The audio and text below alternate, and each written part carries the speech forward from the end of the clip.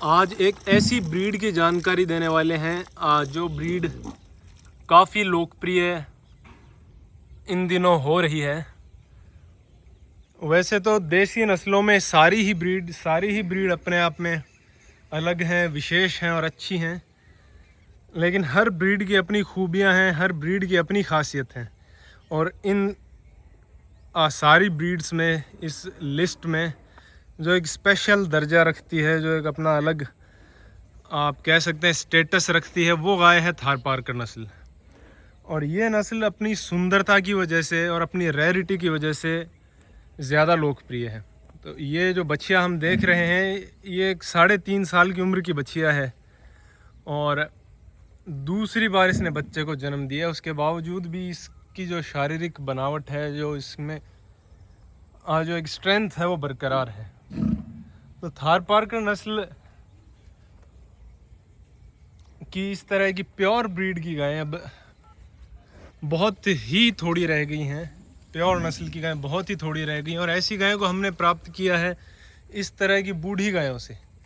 तो ये एक 100% प्योर थारपारकर नस्ल की गाय है और ये उस पुराने ब्लड से ताल्लुक़ रखती है जो रेगिस्तान में थार जो डेज़र्ट था, जो बहुत बड़े इलाके में फैला हुआ था हिस्टोरिकली, उस रेगिस्तान के इलाके में जहाँ पानी भी बहुत मुश्किल से मिलता था, जहाँ चारा भी बहुत मुश्किल से मिलता था, ये आराम से सरवाइव करती थी।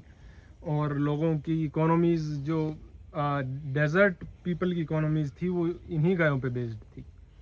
तो ये जितनी सुंदर है उतनी ही मजबूत भी है ये गाय। और क्योंकि जो इसका हिस्टोरिकल बैकग्राउंड इतना चुनौतियों से भरा हुआ रहा है, तो ये गाय आज के वक्त भी इतने जो विषम परिस्थितियां हैं क्लाइमेट चेंज की वजह से, या फिर और बहुत से रीजंस हैं जहां एचएफ गायें या फिर और भी नस्लें जो हैं वो स्ट्रगल करती हैं, इवन देसी नस्लें भी कई बार स्ट्रगल करती हैं, वहाँ भी ये गाय आराम से हर तरह की परिस्थिति में, हर तरह के वातावरण में बिना किसी तकलीफ़ के थ्राइव करती है। सर्वाइव ही नहीं करती, थ्राइव करती है, बहुत आराम से अपना गुजारा करती है। तो ये नस्ल खास अपनी सुंदरता के अलावा अपनी इन खूबियों की वजह से भी है, लेकिन इसकी जो दुग्ध क्षमता है वो ज़्यादातर कम आंकी जाती है, कम मानी जाती है। और उसकी वजह भी यही है कि हिस्टोरिकली, क्योंकि ये सहराओं की गाय थी, डेजर्ट की गाय थी, तो दूध देने की बजाय ये गाय अपनी हार्डीनेस की वजह से ज़्यादा इवॉल्व हुई। लेकिन सेलेक्टिव ब्रीडिंग अगर ठीक से की जाए, इस तरह की गायें भी इस ब्रीड में हैं, इस तरह के स्पेसिमेंस भी इस ब्रीड में हैं। और क्योंकि हमारे यहाँ गायें नेचुरल परिवेश में रहती हैं, इन्हें मिट्टी जो बालू रेत है वो प्रोवाइड की गई है, जो बारिश में अभी थोड़ी गीली हो चुकी है, तो इस तरह के परिवेश में इन्हें नहलाया भी नहीं जाता। कभी कभी नहलाया जाता है, लेकिन ज़्यादातर ये अपने नेचुरल जो लाइफस्टाइल है उस तरीके से रहती हैं। जितना ये नेचर के करीब, जितना हिस्टोरिकली रहती आई हैं, उतना ज़्यादा इनको वैसे रहने दिया जाता है।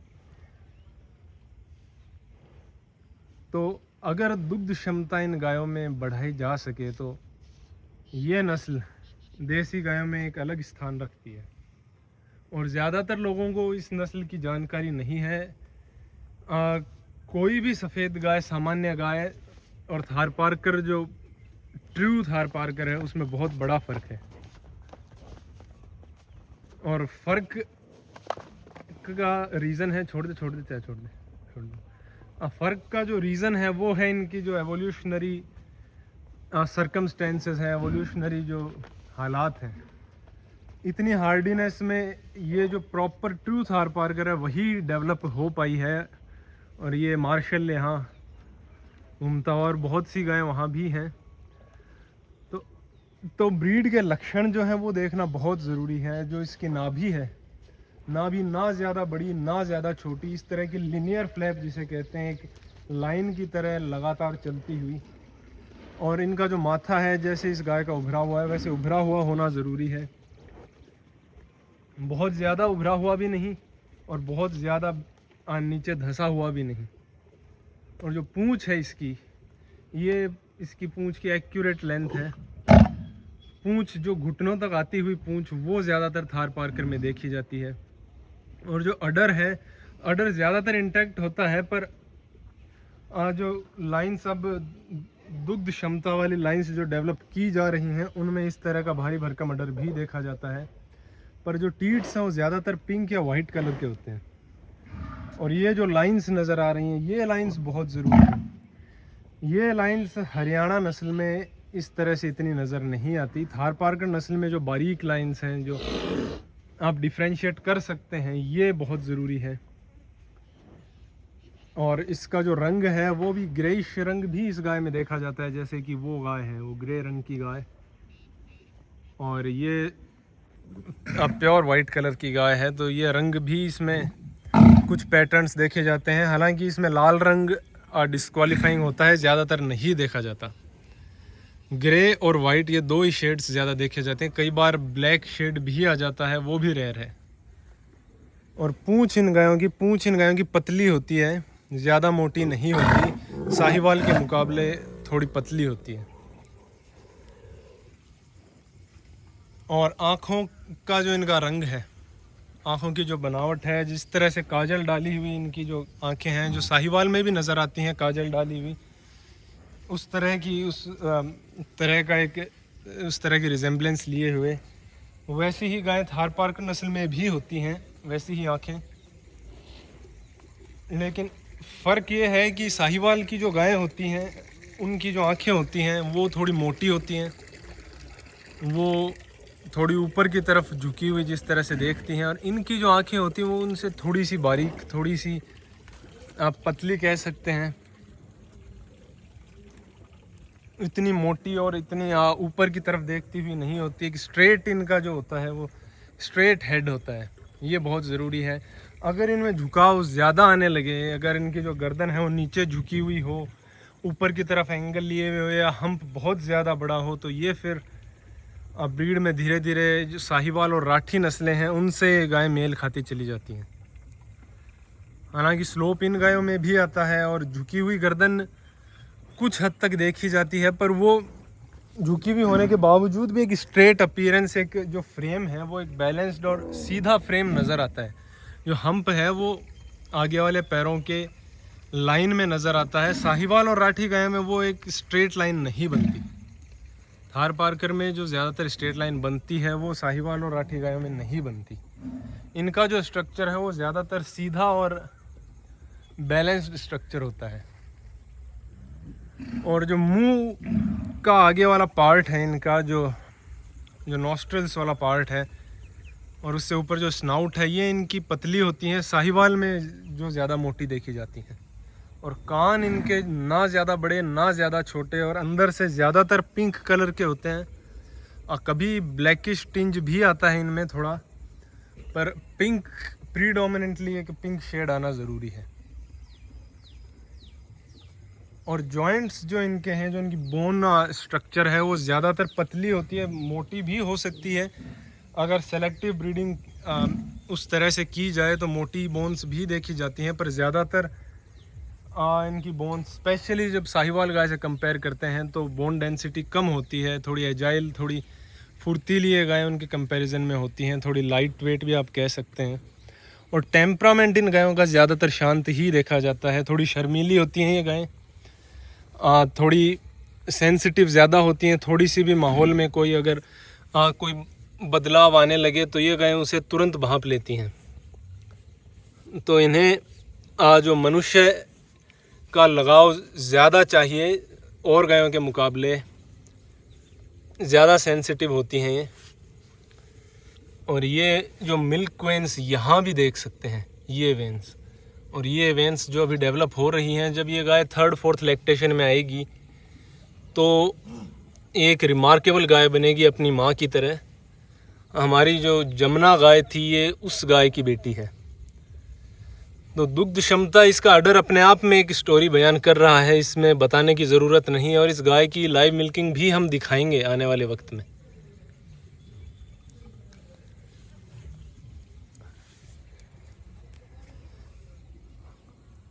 तो जिस तरह से साहिवाल नस्ल एक दूध के लिए जाने जाने वाली नस्ल है, जो मिल्क एफिशिएंसी के लिए जाने जाने वाली नस्ल है। और गिर नस्ल है वो, उसका मिल्क ईल्ड जो पीक ईल्ड है वो ज़्यादा होता है। गिर जितना मिल्क जो पीक ईल्ड है वो और नस्लों में मुश्किल है देखा जाना। और उसी तरह थार पारकर है, इन सारी चीज़ों का जो बैलेंस है, जो हार्डीनेस है, जो रेजिस्टिविटी है इन गायों की, ये इन सारे फैक्टर्स की वजह से जानी जाती है।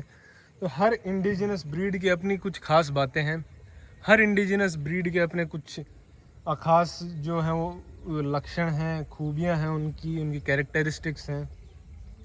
लेकिन सारी चीज़ों को समग्रता में देखा जाए तो थार पारकर नस्ल का एक अलग चार्म, एक अलग एलिगेंस रहती है।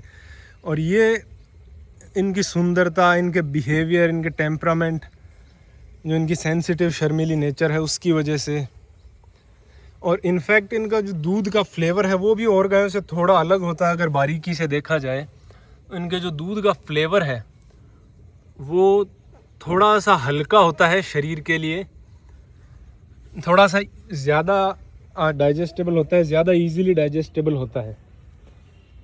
और क्योंकि ये गाय इतनी रेयर हैं तो प्योर थार पारकर का दूध मिलना मुश्किल है। अगर इनका दूध मिल सके, अब इस चीज़ का कोई साइंटिफिक एविडेंस नहीं है, लेकिन एक्सपीरियंस के आधार पे लोग यही कहते हैं, जो पुराने लोग थे, जो बुज़ुर्ग लोग थे जिन्होंने इस नस्ल को पाला था, वो लोग इन गायों के, इस नस्ल की गायों के दूध के बारे में कहते हैं कि अगर ये गाय आज जो सेवन घास वहाँ जो इनके नेटिव ट्रैक्ट में पाई जाती है, उस घास पे पली हुई गाय, उस घास को चरी हुई गाय के दूध से अगर घी बनाया जाए तो उससे सारी बीमारियां कट सकती हैं, सारी बीमारियां नष्ट हो सकती हैं। एक मृत आदमी का वापस ज़िंदा होना, उसके अलावा हर चमत्कार इनके दूध से बने हुए घी से हो सकता है।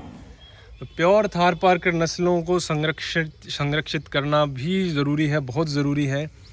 इन गायों की जो सारी खूबियां हैं, इनकी वजह से ये गाय अपना एक अलग दर्जा रखती है, अपना एक अलग स्टेटस रखती है। और जिस तरह से और ब्रीड्स की जो पब्लिसिटी हुई है, उस तरह से थार पारकर नस्ल को भी एक बड़े स्टेज पे इंट्रोड्यूस करना ज़रूरी है। धीरे धीरे जिस तरह से अवेयरनेस बढ़ रही है, उस तरह से और अवेयरनेस बढ़नी ज़रूरी है इस नस्ल के लिए। तो क्योंकि इस युग में जहाँ ग्लोबल वार्मिंग इस तरह से परेशान कर रही है, जहाँ हेल्थ इश्यूज़ इतने परेशान कर रहे हैं, वहाँ इस गाय को पालने से बहुत सी चीज़ें जो हैं वो कंट्रोल हो सकती हैं। स्पेशली जो स्ट्रेस है आजकल, जिस तरह से स्ट्रेस्ड एनवायरनमेंट में लोग रहते हैं, जो स्ट्रेस की ग्रिप में ज़्यादातर लोग रहते हैं, तो स्ट्रेस को दूर करने के लिए देसी गायें पालना एक बहुत मिराक्युलस आप एक इनिशिएटिव मान सकते हैं। इसमें शुरू में एक छोटी चीज़ लगती है, लेकिन जब गाय के साथ आप धीरे धीरे वक्त ज़्यादा गुजारने लगते हैं तो ये आपकी स्ट्रेस को भी बहुत प्रोफाउंड तरीके से मिटिगेट कर देता है, स्ट्रेस को दूर कर देता है। और इसमें भी थार पारकर नस्ल जो है, इसका जो एक अलग स्वभाव है, एक चंचल जो स्वभाव है, जो एक सेंसिटिव स्वभाव है, उसका भी एक बड़ा रोल है। उसकी भी एक विशेष जो है वो उसका भी विशेष डिस्टिंक्शन है।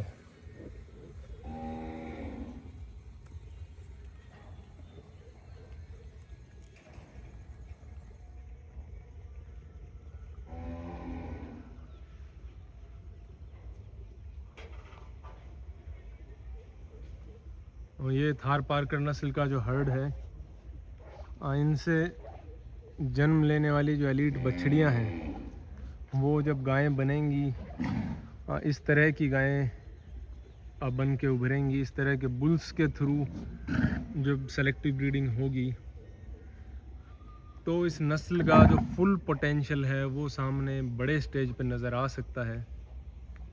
इस नस्ल पे काम करना बहुत ज़रूरी है, अति आवश्यक है, इस नस्ल की खूबियाँ अभी भी उस तरह से उभर के नहीं आई जिस तरह से आनी चाहिए, जिस तरह से प्रकट होनी चाहिए, क्योंकि इन गायों के नंबर्स भी अब बहुत थोड़े रह गए हैं। प्योर जो थार पार्कर है, true to breed Thar Parkar है, वो फिंगर टिप्स पे गिनने लायक बची हैं। इतनी रेयर ये ब्रीड हो चुकी है। और इस ब्रीड की जो हिस्ट्री है वो भी इतनी आइकॉनिक है। नीचे गुजरात के क्षेत्र से लेके ऊपर जो पाकिस्तान का क्षेत्र है, जो थार पार्कर डिस्ट्रिक्ट पाकिस्तान में है, उससे ऊपर जहाँ झंग तक भी इन गायों का जो चरने का क्षेत्र था, इतनी लंबी दूरी तक ये गायें ट्रैवर्स करती थी बिना किसी प्रॉब्लम के, रेगुलरली। इनका जो ट्रैक था वो उसी तरह से बन के आया जब रेड सिंधी गायें जो नीचे कराची के माउंटेन्स में ओरिजिनेट हुई थी, अब वो जब इधर जो नीचे कच्छ के एरिया से, जो गुजरात के एरिया से कांकरेज और गिर गायें आती थी जो चरने के लिए उस इलाके में जाती थी, तो जब ये तीनों ब्रीड्स कोइंसाइड हुई और फिर इधर जोधपुर से आती हुई जो नागौरी ब्रीड है, उससे फाइनल जब इनका कोइंसिडेंस हुआ तो एक कॉम्पोजिट नई ब्रीड बनी, वो थार पार्कर ब्रीड थी। और जो भी ये तमाम लक्षण बताए गए हैं, जिन पे पॉइंट्स पे मैंने डिस्कस किया है अभी, ये पॉइंट्स इन चारों के कॉन्फ्लुएंस से इनके कॉन्फ्लुएंस से जो एवोल्यूशन हुआ आगे, उसका नतीजा है। तो कोई भी सफ़ेद गाय थार पार्कर नहीं हो सकती। थार पार्कर जो ट्रू थार पार्कर है, उसकी जो हिस्ट्री है वो बहुत डिफरेंट है, उसमें बहुत से फैक्टर्स प्ले आउट करते हैं। वो एक आइकॉनिक ब्रीड है, जिस ब्रीड ने रेगिस्तान के लोगों को इतनी जनरेशन्स तक पाला है, वो ब्रीड आज देखने को भी नहीं मिलती, वो ब्रीड नज़र भी नहीं आती, और लगभग एक्सटिंक्ट हो चुकी ये ब्रीड है। और उसकी वजह भी, एक वजह ये है कि पार्टीशन के बाद में इनका जो ट्रैक था वो ख़त्म होने लग गया। तो काफ़ी वक्त से ही इन गायों की जो आइडेंटिटी थी वो ख़तरे में थी, क्योंकि जो गायें ऊपर गुजरात से जो ऊपर आती थी पाकिस्तान की तरफ, और वो बॉर्डर फेंसिंग होने की वजह से अब आगे नहीं जा पाती थी, तो जो इनका नेचुरल कॉन्फ्लुएंस रीजन था वो ब्लॉक हो गया।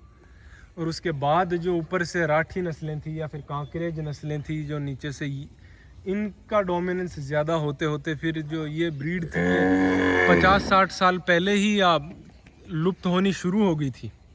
इनके जो नंबर्स हैं वो बहुत तेज़ी से कम होते होते बहुत ज़्यादा कम हो गए। और जो 1971 के वॉर में जो सोडा कम्युनिटी थी, जो सोडा राजपूत थे, और जो उमरकोट रियासत से ओरिजिनेट जो अपने आप को ट्रेस करते हैं, वो वहाँ से कुछ गायें लेके आए, जिससे ये ब्रीड जो वाइल्ड में एटलीस्ट पुनर्जीवित हुई। तो कुछ नंबर्स जो वाइल्ड में बचे खुचे जो नंबर्स थे, वो उन लोगों की वजह से फिर से जो फ्रेश ब्लड रीइंट्रोड्यूस हुआ उनकी वजह से थे। बाकी जो पार्टीशन था उसकी वजह से ये ब्रीड बहुत पहले ही ख़तरे में आ चुकी थी। जो एक नेचुरल क्रिएशन था इन गायों का, वो बहुत पहले ही डिस्टर्ब हो चुका था, जो नेचुरल फिनोमेना था।